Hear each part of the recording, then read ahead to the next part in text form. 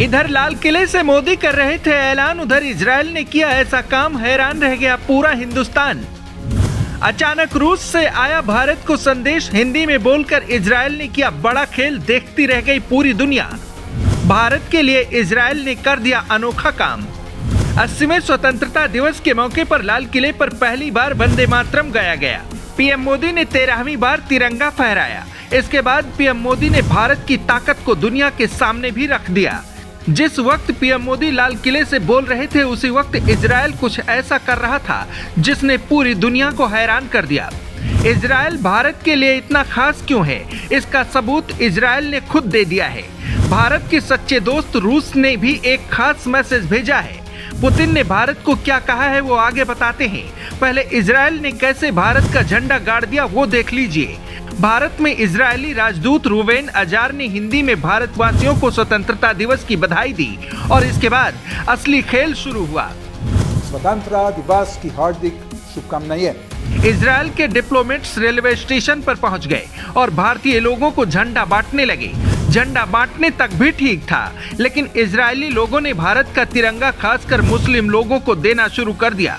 Israel का मशहूर अखबार यरूशलेम पोस्ट भारत की ग्रोथ इंफ्रास्ट्रक्चर के बारे में दुनिया को बता रहा है। इतना ही नहीं, इजरायली लोगों ने वंदे मातरम भी गाकर उन लोगों को जवाब दिया जो वंदे मातरम बोलने से दूर भागते हैं। सोचिए, हमारे देश के ही कुछ नेता देश का मजाक बनाते हैं। राहुल गांधी भरे मंच से भारत की विदेश नीति की खिल्ली उड़ाते हैं और दूसरी ओर इजराइल भारत की ताकत के बारे में दुनिया को बता रहा है। मुंबई में इजराइल की डिप्टी काउंसिल जनरल अभिषेक हेर छत्रपति शिवाजी टर्मिनल स्टेशन पर पहुंच गई और भारत के लोगों को ही तिरंगा देने लगी। ये तिरंगा खास तौर पर मुस्लिम महिलाओं को दिया और साथ में भारत के 80वें स्वतंत्रता दिवस की बधाई दी। यानी इजराइल ने उन लोगों को सीधा संदेश दिया जो भारत के अंदर बैठकर ही दरार पैदा करने की कोशिश करते हैं। इजराइल ने दुनिया को दिखा दिया कि वह भारत के मान सम्मान की कितनी कदर करता है। सिर्फ इजराइल ही नहीं बल्कि रूस भी पीछे नहीं रहा। पुतिन ने भारत को 15 अगस्त के मौके पर एक खास संदेश भेजा है। पुतिन ने राष्ट्रपति द्रौपदी मुर्मू और प्रधानमंत्री को स्वतंत्रता दिवस की बधाई दी और पुतिन ने भारत की तेजी से हो रही तरक्की की तारीफ की और कहा कि रूस और भारत की दोस्ती लगातार मजबूत हो रही है।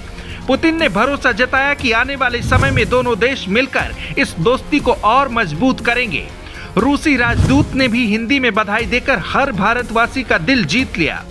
रूसी राजदूत ने लिखा कि रूस का साथ जैसे 100 साल पहले था वैसा आज भी है और कल भी रहेगा। 100 साल का जिक्र करना कोई मामूली बात नहीं है।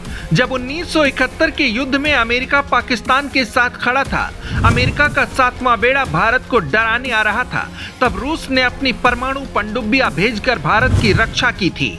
चाहे कश्मीर का मुद्दा हो या परमाणु परीक्षण के बाद भारत पर लगे बैन, रूस हमेशा भारत के साथ चट्टान की तरह खड़ा है। आज जब दुनिया बदल रही है, गुटबाजी हो रही है और तब रूस का ये बयान पूरी दुनिया के लिए एक संदेश है। उन ताकतों के लिए तमाचा है जो भारत और रूस के बीच दरार पैदा करने की कोशिश करते हैं और इसमें सबसे आगे नाम आता है अमेरिका का। अमेरिकी विदेश मंत्री मार्को रूबियो ने भी भारत को बधाई दी है, लेकिन अमेरिका ने व्यापार को लेकर बात की, जबकि रूस और इजराइल भारत के साथ खड़े रहने की बात कर रहे हैं। यही अंतर है फायदा उठाने वालों और सच्ची दोस्ती निभाने वालों में। एक तरफ इजराइल भारत के लिए सब कुछ करने को तैयार है और दूसरी ओर रूस है जो पहले भी साथ था और आज भी साथ है, हमेशा साथ रहेगा। रूस और इजराइल ने जो कहा है उसे लेकर आप क्या सोचते हैं? कमेंट में अपना जवाब जरूर दीजिए।